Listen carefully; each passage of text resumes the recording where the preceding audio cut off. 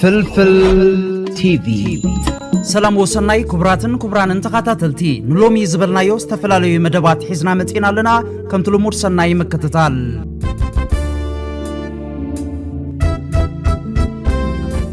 ዜና ዲፕሎማሲ ሚኒስትራት ጉዳያት ወጻይ ኤርትራን ግብጽን ብናይ ስልኪ ጻውዒት ተራኺቦም ሚኒስትሪ ጉዳያት ወጻይ ኤርትራ አቶ ዑስማን ሳልሕ ምስ መዘኑ ሚኒስተር ጉዳያት ወጻይ ግብጽ በድር ዓብደላቲ ናይ ቴሌፎን ርክባት አካይዶም እትርክብ ከም መቀጸልታ እቲ አቀዲሙ ክካየድ ዝጸንሐ ክልቲአዊ ምምኽኻር ኮይኑ ነቲ ኣብ ዞባ ቀርና አፍሪቃን ቀይሕ ባሕርን እንደሓየለ ዝኸይድ ዘሎ ሓድሕድ ሃገራት ምትእስሳረንን ምትሕብባረንን ዘሕይል ምዃኑ ክፍለጥ ተኻኢሉ ብተወሳኺ ክልቲኦም ወገናት ንምዕባለታትን አንፈታቱን ግርጭት ሱዳን ንሰላምን ጸጥታን ዞባና ቀርና አፍሪቃን ቀይሕ ባሕርን ክብድህ ዝኽእል ምዕባለታት አዓሚቆም ዳሃሲሶም ኤርትራን ግብጽን ብፍላይ ኣብ ዝቐረበ እዋን ሰላምን ጸጥታን ዞባ ቀይሕ ባሕሪ ንምርግጋጽ ውህድን አድማዕን ምትሕብባር የካይዳ ምህላውን ይፍለጥ መበል 50 ዓመት ወርቃዊ ኢዮቤል ቤት ትምህርቲ ሰውራ ብኽብ ዝበለ ስነ ስርዓት ኣብ ሃገር ካናዳ ቶሮንቶ ብልዑል ሃገራዊ ወኒ ተኸፊቱ ኣብቲ አጋጣሚ ንዝኽሪ ቤት ትምህርቲ ሰውራ ዘዘንቱ በብመድረኹ ዝቐረበ ስእላዊ ኤግዚቢሽን ውን ተዳልዩ ኣሎ ቀጺለውን ኩብራንን ተኻታተልቲ ባጉም ባክተለኩም ክንማላአኩም ተመስጦ ጽርግያ ድግሳ ዓዲ ቀይሕ ጽርግያ ድግሳ ዓዲ ቀይሕ ኣብ መስመሩ ብርክት ዝበሉ ዓድታት ሰንጢቑ እዩ ዝሓልፍ ንቁጠባዊ ልምዓት እተን ዓድታት ድማ ኣመና ኣገዳሲ ይገብሮ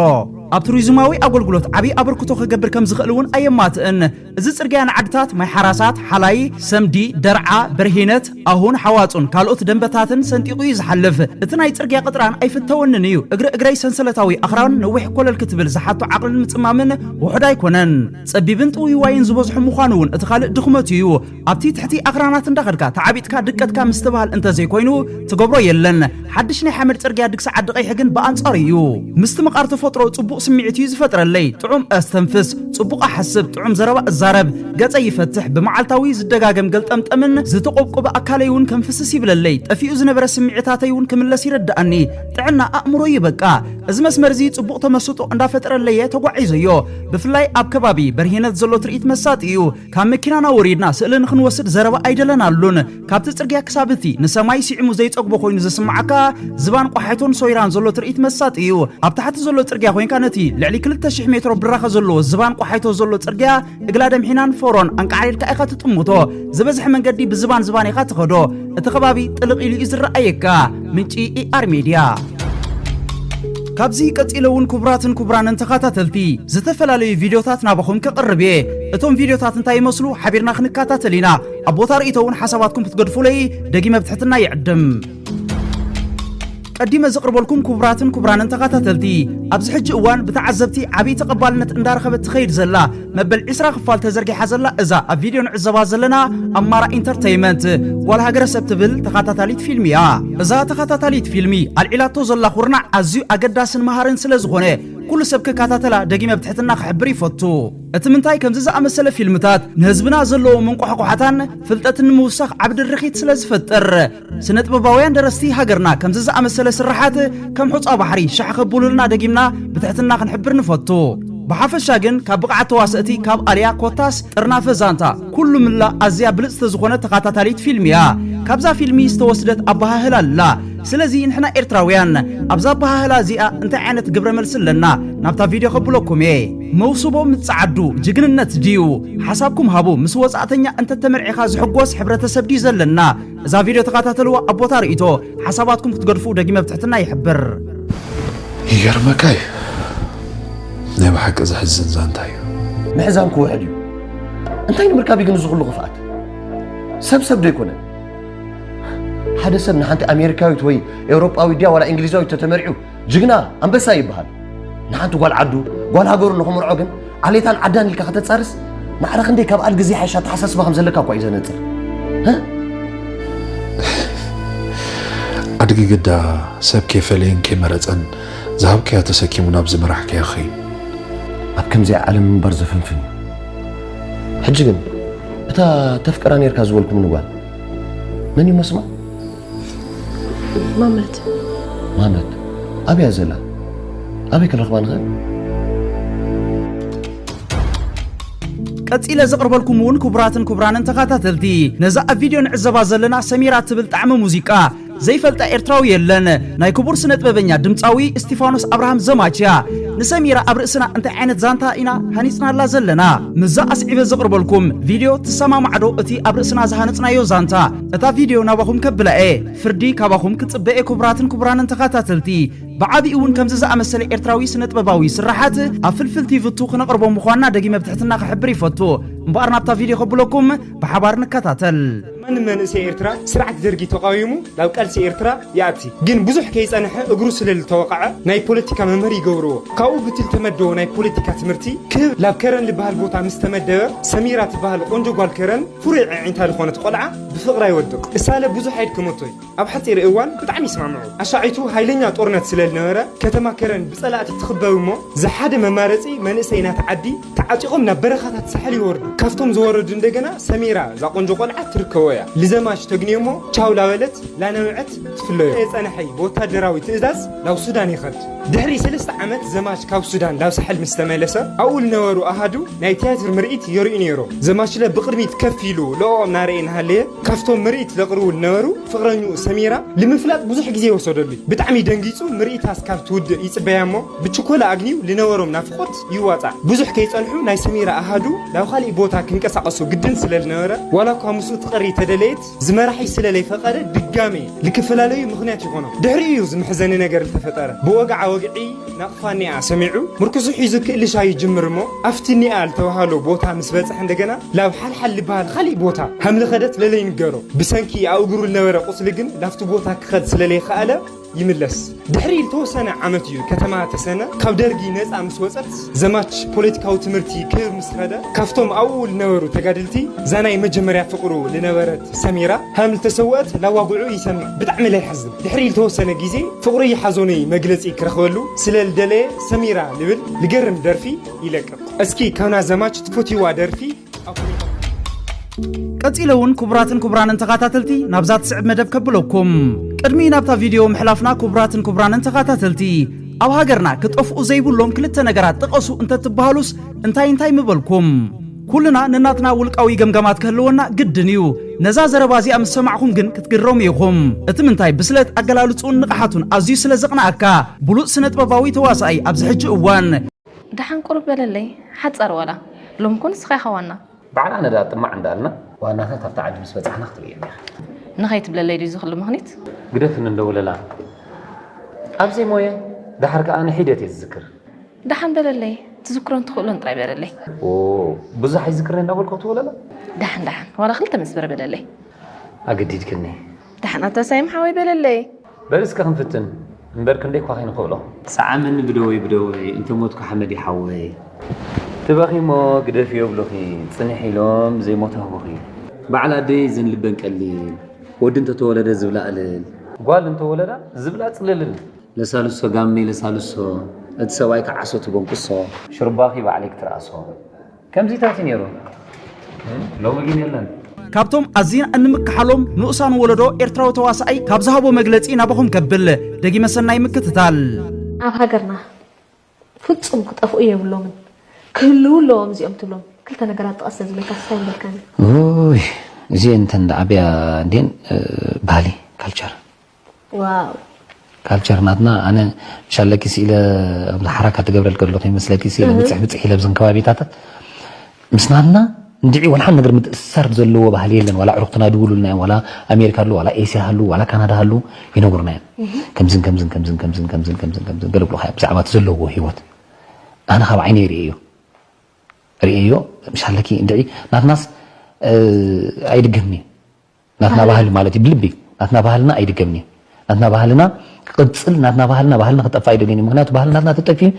ባህል ተጠፊ አኺል ወይ ወላ ዝመጽ ሀብት በለጽና ደረጃ ነምጻ ሀብቲ ባህል እንደሕር ተጠፊያ 300 ዓመት 400 ዓመት كمان አይአክለና ይሁን መልሶ ከለይቲ ተሐድነት ካቲ ሃገራውነት ካግድን ሳ ኣብዝኸት ካኺትካ خوني إرتراوي أبزختكو قلملتها تاكات أميتات بهاجور حمو كل حمو بهاجرو جست هاجراو نتناها كم زي عينة هاجراوي أنا كم زي عينة فقر زلوا هاجر ريف الاثنين تهيا عندي رعاتهم من النت كاي مالتي بتعني هاجر كان مالس من النت كان كبرت كان مالتي مرة ጠፍእካ አይብሉ أنا كلاتنا تحاوقفنا كلاتنا ملأتنا إيرتراويان أبا تحاوقفنا نرأي له حد معلتك متصم خاني إذا أمن بملأتنا مالتي سدد زبالسي أي كله إن شاء الله إن شاء الله كل أرتيست عديك بدقر له واو حس مسؤوم كم تناي قدم سينماتاتنا تمليسو تصم تمليسو ما بعدهم كريم يدلي بتعمي قصيلون كبراتن كبرانن ተኻታተልቲ ኣዝያ ኣገዳሲት መደብ ስለ ዝኾነት ናብ ኩሉ ሰብ ንኽትባጻሕ ሼር ክትብልዋ ደጊመ ብትሕትና ይሕብር እምበር ናብዛ መደብ ከብለኩም ኣብዛ ሓለፈ መደብና ከም ዝገለጽናዮ ከም በዓል ባህላዊ ጀነራል ጻድቃን ዝኣመሰሉ ንኤርትራን ኤርትራውነትን ምብራስ ንኤርትራን ኤርትራውነትን ንምዕናው መትከላት ህዝቢ ኤርትራ ንምፍራስ ዘይፍሕርዎ ጉድጓድ የለን ግንከ እቲ ንቑሑን ስልጡንን ህዝቢ ኤርትራ ንኹሉ እንዳበርዓነን እንዳመከተን ይዝጓዓዝ ዘሎ ጌናውን ትጉዕዞ ይቕጽል ኣሎ ስለዚ እምባሪ እዛ ኣገዳሲት መደብ ናባኹም ናብ ተዓዘብቲ ክትሓልፍ ስለ ዘለዋ ናባኹም ዘቕርባ ዘለኹ ቀዲመ ግን በዓል ጻድቃንን መሰልቶምን ዝምነይዎን ዝብህግዎን ናይ ኤርትራ ነገራት እንታይ ይመስል ነዛ ሓጻር ቪዲዮ ንከታተል ከሁሉም በላይ ደግሞ በጣም ዲቫይድድ የሆነ ህብረተሰብ ነው በእስላሙና ክርስቲያኑ መካከል በጣም ዲፕ የሆነ እንትን አለ ዲቪዥን አለ ደም ክርስቲያን ምስታይ ቁርአን ሓላል ንህዝቢ ኤርትራ እስላማይ ክርስቲያን እንዳበልና ክንፈላለዩ ኢና ክንሰርሕ ባህላዊ ጀነራል ጻድቃን ገብረትንሳኤ ዝሕዝን እዩ ህዝቢ ኤርትራ እምነቱ ብዘየገድስ እቲ እንኮ ብስኒ ዝነብር ዘሎ ህዝቢ እዩ ንሕና ኣይኮናን ትግራይ ኦሮሞ ኣማራ ኢልናን ባልዕ ዘለና ጻድቃን ትሩፋ ጻድቃን ህዝቢ ኤርትራ ምርባሽን ምሽባርን ኣይከኣልን እዩ ኣብ ግዜ ሃይለ ስላሴ ዘይሰርሐ ኣብ ብልጽግና ክሰርሕ ኢልካ ምሕሳብ ብዕራይ ክወልድ ይቐልል ኣብ ቀርና ኣፍሪካ ኢድ ኤርትራ ዝጠዊ ክሳዳውን ዘድንን ሓይሊ የለን ነዚ ዝፈልጡ ለባማት ኢትዮጵያውያን እንዳዓኮታይ ተንኪ ዳሕራይ ከይትበኪ ይብሉ ኣለዎ እዋኑ ኤርትራዊ ዝተብዓሉ እምበር ዝሽበረሉ እዋን ኣይኮነን ስለዚ ክቡራትን ክቡራንን ተኻታተልቲ ከምቲ ቀዲመ ዝገለጽክዎ ኣዝዩ ኣገዳሲ መደብ ስለ ዝኾነ ብጽሞና ተኻታቲልና ናብ ዘይበጽሑ ንኽበጽሕ ሼር ክንገብሮ ደጊመ ብትሕትና ክሕብር ይፈቱ ናብታ መደብ ከብለኩም ኣማይና ክስታነይን ሻንግን እምና በስ እምነት ግን እምነት ጋር እምነት ልምባው የኒ ኸኒ እና ካንሊ ናን ክማሻለና ዳስለምለምና ቋልና ካብውስጥ ይኹን ካብ ደገ ዘይመጸ የለን ግን ሓሊፉ ኩሉ ናይ ቅዱስ ገርጊስ ታሪኽ እዩ እዚ ንሕና ኩስምና እዩ ታቦትና እዩ ኩልና እስላማ የብልና ክርስቲያን ቅዱስ ገርጊስ ዘይብል ሰብ የለን ዕድለኛ ኸያነ ዕድለኛየ ኣብዚ ንግደት እዚ ኩሉ ግዜ ይርከብ እዚ እንታይ ዕድል እዩ ካብ ምን ሒሻነ ካባይ ዝሓሹ ካባይ ዝዓብዩ ኣለዉ ግን ዕድለይ ግዲ ኮይኑ እፅዋዕ ኣለዉ ኣብዚ እጂ ኸ ይቀኒ የለይ ዓመታት ዝዋን እዛ ኣብዚ ያጽናሐና ኣብ ሃገርና ኤርትራ ዘሎ ክልተ ዓበይቲ ሃይማኖታት ቀንድን ምንጭን መሰረት ዓወት ህዝቢ ኤርትራ እዩ እዚ ክልተ ሃይማኖታት ማይን ጸባን እንተ ዘይከውን ህዝቢ ኤርትራ እዚ ሁሉ ዘጋጥሞ ተደጋጋሚ ባዕዳዊ ወራራት ምበድሆዶ ክልቲኡ ሃይማኖታት ምንጪ ዓበይቲ ክብርታትና እዩ ኣብ ኤርትራ ዘሎ ክልተ ሃይማኖታት ህዝቢ እዩ መንግስቲ እዩ ሰራዊት እዩ ብዓቢኡ ኸኣ ሃገር እዩ ኣብ ሶሻል ሚድያ ንዓና መሲለን መሲሎምን ባንዴራናን ታሪኽናን ባህልናን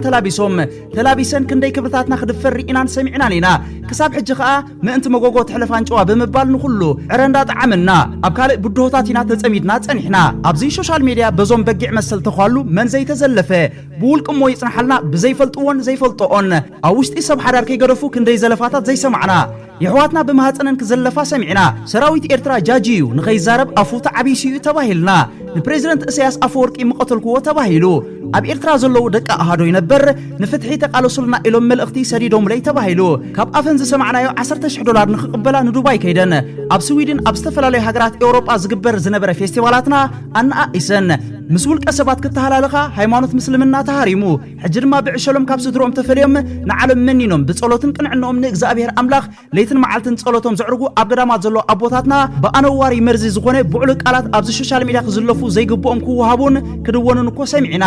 ኣብ ኤርትራ ዘለው ኩሎም ንሕበነሎም ክብርታትና ውጽኢት ዝኸድናዮን ዝሓለፍናዮን መድረኻትን ዝኸፈልናዮም ጀጋኑን ይዝትመን ኣብ ኤርትራ ዘሎ ክልተ ሃይማኖታት ምንጭ ዓወታት ህዝቢ ኤርትራ ይኽንብል እንከለና ንስለ ዘረባ ኣይኮነን ናይ ረሑቅን ቀረባን ተጻያትና ነዝሕላገት ሓድነት ዝኾነ እምና ዓራ ሃይማኖትና ንምብትታን ዝኸድዎን ዝለሃለህዎን መንገዲ ቀሊል ኣይኮነን እንተኾነ ግን ከማይን ጸባን ዝሓበረ ህዝቢ ኣይተኻለን ንኹሉ ኣብ ኤርትራ ዘሎ ክብርታት ቀጻልነቱ ክረጋግጽን ክዋሓስን ከኣ ብሉጻትን ምሩጻትን ጀጋኑ ደቂ ኸፊሉ እዩ ህዝቢ ኤርትራ ብዝኾነ ንኽብርታት ህዝቢ ኤርትራ ኣብ ስክሪን ወፂኻ ዘይሕብርኻን ምስልኻን ዘይስምካን ሒዝካ ክደፍሮን ክትዝልፎን ገበን እዩ ገበን ብገበኑ ኸማን ዘኽስስን ዝሕትትን ኣብ ሕጊ ህዝቢ ኤርትራ ግብረ ሰዶም ዝበሃል የለን ኣይፍቀድን እዩ ከኣ ኣይፍቀድን ጥራይ ዘይኮነ እዚ ቃል ንኽትብሎ ኣነዋር እዩ ብሓፈሻ እዞም ንገንዘብ ክብሉ ኣብ ፈቆዶ ፌስቡክ ዩቱብን ቲክቶክን ንኽብርታት ህዝቢ ኤርትራ እንዳተንከፍካ ሰናቲም ከኣርዩ ዝውዕሉ ዘለዉ ስነ ስርዓትን ኣደብን ክገብሩ መንገዲ ክፍጠር ኣለዎ ኣብ ኣፍካ ዝጸንሐካን ዝመስለካን ኣብ ስክሪን እንዳወጻኻ ንህዝቢ ዝሕምሞ ክብርታቱ ተተንኪፍካ እናሻዕ ካብ ይቕሬታ ምሕታት ኣደብ ምግባር ጽቡቕ ይመስለኒ ብክብሪ ህዝቢ ኤርትራ እናሻዕ ኣሽከዓሊሉ እናሻዕ ይቕሬታ ዝሓትት ጽሉል ዘይኮነስ ልኡኽ እዩ ምንጪ እዚ ኣገዳሲ መደብ ኒምሮዲን ሓቢቢ ኣልባት ሓንቲ ንሕስያ ዘይገብር መንግስቲ ኤርትራ ብሃገር ዝመጽእ ንሕስያ ዝበሃል የብሉ መን ብዘይገድስ ምክንያቱ ቀያሕትን ጸለምትን ዝኸፈልናላ ሃገር እያ ሃገር እዚኣ ኣብ ሓደ ጉድጓድ መሐመድን ጸጋይን ተደፊኖም ኣለዉ ኣብ ሓደ ጉድጓድ ዘይነብን ጸጋን ተደፊኖም ኣለዉ ዋይ ኣነ ዝምሕረሉ ክደፍኖ ኣለኒ ብኤርትራ ዝመጽእ ማንም ምሕረት ዝበሃል የብሉ እዚኣ መንግስቲ ኤርትራ የስ ክንዩ ግን ሰላማዊ ብሰላም ተመጺእካ ኢኻ መርሓባ እዩ ከምዛ ትማል ንወያነ ኣብ ጎደና ሓርነት መርሓባ ኢልና ተቐበልና መዛ ዓንደረትሉ ከም ልባ እምበር ካሊእ ነይሩ ኣነ ቀብሪ ናይ ብጭር ኩዒቱ ሳንዱቕ ሰሪቑ ዝኸይድ ዓጽምቱ ደርቢዩ ነዝስ ምራኽዎ ደው ኢለ ልቦና ግን ኣለዎ ህዝቢ ኤርትራ ከምኡውን ክቡራትን ክቡራንን ተኸታተልቲ ነዚ ኣብነት እዚ ብጽቡቕ እተብርሃልና ኣብ ኤርትራ ሃይማኖት ናይ ገሊ ሃገር ናይ ሓባር ዝብል እምነት ህዝባዊ ግንባር ናብ መንእስያት ወለዶ ከም ዝሰገረ ኣዝያ እትረጋግጽ እዋናዊት መደብ እውን ጀባእ ክብለኩም ሙሉእ ነዚ መሳጢ ዕላል ዝኾነ ዝኽሪ ፍቕሮም ስነ ጥበባውያን ረሽድ ሁሴን ምስ ፉርቱና ተኸስተ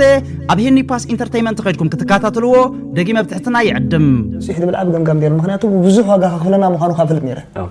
እጂ ቅድሜና ዘሎ ዓብ ጎቦታት ከመይ ጌርና ንሰብሮ ኢልካ ኣብ ምሕሳብ ኢኻ ክትዳሉ ኸማን ጎነፅ ክህልዎ እዩ ብዙሕ ሽግራት ኣሎ ገለመገለ ከም በፅሖ ምዃንና ግን ርግፀኛ ነይረ ፍርቱ ከሆነ ዝኸመይ ትገልጽ መጀመርያ ሓራይ ኢልካ ምስከርኪ መጀመርያ ከመይ ነይሩ ትስምዒት ሽዑ ወይ ሽዑ ወላ ሓንቲ ነገር ይሓሰብኩ كم زبكة مش قلة فلوس سمعتي تفمعك قلة مرة تحوش سجدة هيدا تبدي حرية ما تسي تغلى لا يحسب كله شو كوفي لك خالق جزيز هساي جزيز مشترك بقى قلة جيب لك كم زي له بغد مينا خندز تبينا له خمسة عن توقع له قلة ولا أنتي كي تقدع عن برا أنا سايقدعك صوت رفرع كي تقدع عن برا أنا يقدعك مارس تاهم مس ترد ولد قالينا جميرنا يمت هاي قدعن تسجيري تقوبتات تسجير سطح يحدث كبير ما مسقارو بزح تشالنج تعلي فيها قد نرداك اقول رداك الله اجي اسكي خمي وديكم انا زي خمي وصيكم ليش لا برك خمس تاني يرو فرص خمس تاني يرو برك تعزي كغاطم مخانو رغطنيا نيرنا فلت نير انا فلاي نساخن عقدنا دبلنا نشتاء بزح صقطات الله مخا نبعلو اسمعتنا اسمع مسبل كاس تزلو غا غرداك هون زي جي مسكم مثلا اب نايش درابيت ناي ولدي شغرات الله نزم كم يكاسبو بزبل بزحنا واغا قدين دخفلك كساب زقربا وانا تملس بزح واغا فيلنا ግን ተዳሪኽ አሉ ታዕቲኻ ንሓደ ነገር ግን አልহামዱሊላህ ፍርቱ መብዛህ ሚራህከ አፍተማ ጅግና ነፈቲ حيال زوار عقالك حجي زبزح صقطك انا عاي نعاك كان اي ده صباح نغو خمس خلك ده صباح نغو تبحال الله ذا صباح نغو كم تصبح ده يفلق سبع الله مثلا صباح نغو خمس صباح نغو يجي زياده صقطه عين هيرو اوكي انس حنا جوي ولا تأففت نقراتك ناشت نقراتك يترفع يمكن دئم بخون من المسجد إننا نيرنا عندنا تبهال زرب الله الساد كم مسؤول مخون ندار الدعك ندار علقة بوزع واقع يغفي لنا الحمد لله مودعته كنت حن قصيلون كبراتن كبران انتقاتاتلتي فلفل تي في اذا اب سكرين تعزبوا زلكم سئلي بخمي عانت قالات كتغلصوا تخلو ناي كبر بريزيدنت اسياس افورقي اب طمته يعنتو انتي تعزبوا لكم تكورنت رأي علامة تتصوارنت حربينت مسوعتنت زأمنة امنتن أطمامتانيو نقفا برسون كم زخبل قليت والله عدلنياتاتنا إرتراويان ود أفو مخانو مرحينا تبعات قراصنت لعل نقحت زونن بعل رأي كم إسو بزخونه يكون حيلي زي الدهال زي بركخ بعل نصر متكل زي كمبلن كلنا مس كلهم أركانات قرلي دك سحل إيش قال لها بزوباتات حانتي درفت درف على أو تلفزيون زريعك خوني وكما زي كون تبل انت اي تزخون كل ነገር خون كل ነገር خون معناته سي سب كغبر زي خيل ነገር የለን سب كغبر زي خيل ነገር የለን ናብነት ለካስ زي ናይ መግቡ ውሕስነት ናይ መግቡ ውሕስነት ከውን ኢልካ ኾፊልካ ተማህሊልካ ተምጽ ነገር አይኮነን ሸሪሕካ ግን ነፍስኻ ክትምግብ ትኽኢላ ጽርግያታት ኩሉ ለወልካ ጽርግያ ክሰርሕ ደይክል ሰባለት መራኸቢታት ጽሩይ ማይ ኣብ ኩሉ ክርከብ ክኽእል ኣሎ ጽሩይ ማይ ክስተ ክእል እዩ ደይከውን ነገር የለን ደይከውን ነገር ኣሎ ዝብል ኣነ የለን ዘይከውን እንታይ ኮፍ ምስ በልካ ጥራይ ዘይሰርሕ እንድሕር ኮንካ ኣይከውንን ዝኾነ ነገር ኣይኮ ኮፍ ኢልካ ክትፈላሰፍን ክትዛረብን ኣስተምህሮ ክትብን እንድሕር ትውዕል ኮንካ ከይሰርሕካ ድኸውን ነገር የለን እንድሕር ሰሪሕካ ግን ኩሉ ነገር ኸውን قصلا بيلون كبراتن كبرانن تخاتاتلتي نقفا بريزيدنت دالو ازياز مسطتني مدبنا باكم كبل دغي مسناي مكتتال اي مني دم مخصوعكا سعري اسغودم فدايحنا اردوم تولي ادها نغاسي ديبخلو تعشا حنزام ليلاي حنيتاي انغوسوم تعجس اباطرق ابادهري غوميدا اساسيرا اورودوم عبللوم كندشح زيت نجر انا شمحنا الشر الشتاء تقاشر انا شمحنا الشر والعنق تشر بعمل خنقر قرع العاقب بارك التربعه انا شمحنا الشر والعنق تشر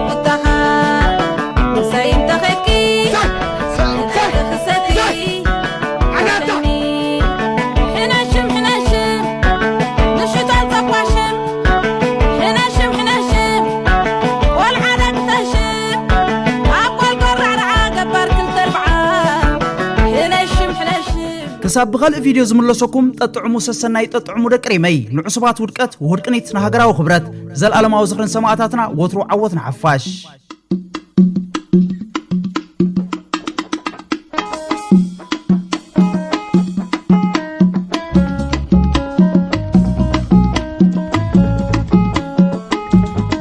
فلفل تي في